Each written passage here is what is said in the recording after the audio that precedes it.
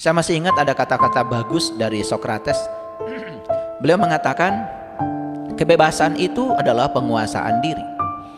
Jadi ternyata kebebasan bukan masalah eksternal, tapi kebebasan itu adalah masalah internal diri kita sendiri. Jadi siapa yang sudah mampu menguasai dirinya, itulah yang disebut dengan orang yang sudah mencapai kebebasan. Siapapun yang sudah menguasai dirinya, maka dia yang disebut dengan orang yang sudah merdeka. Karena orang yang sudah menguasai dirinya, berarti dia tidak dikuasai oleh siapapun, sehingga dia sudah menjadi dirinya sendiri. Otomatis dia tidak mudah dikendalikan oleh situasi di luar. Saya berulang kali mengatakan bahwa kapal itu tidak pernah tenggelam oleh air yang di luar kapal, sedahsyat apapun air itu.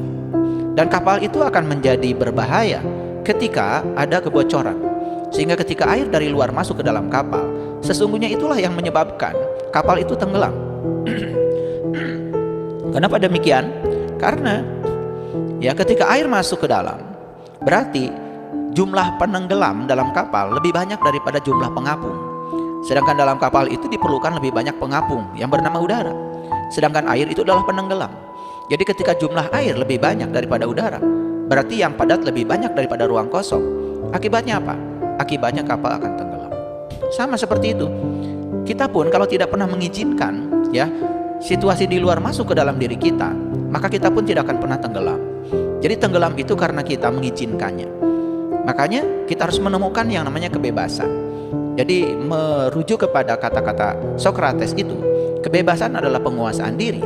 Berarti sesungguhnya kalau ingin menemukan kebebasan, bukan menciptakan kondisi di luar diri kita supaya mengikuti apa yang dimaui oleh kita, tetapi kita menciptakan kondisi internal kita agar kita menjadi diri kita sendiri. Para sahabat, kita pun sering mengatakan, saya akan senang bila saya dapat bepergian. Berarti kan bepergiannya belum. Saya akan senang bila punya uang lebih banyak.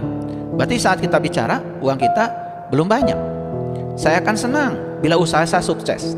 Berarti usaha itu belum sukses. Kita tidak akan pernah mendapatkan semua itu. Karena apa? Karena ini berlawanan dengan hukum tarik menarik.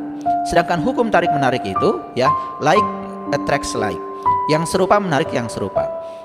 Ketika kita saat ini tidak senang, maka kita akan menarik lebih banyak lagi hal-hal yang tidak kita inginkan datang ke dalam kehidupan kita.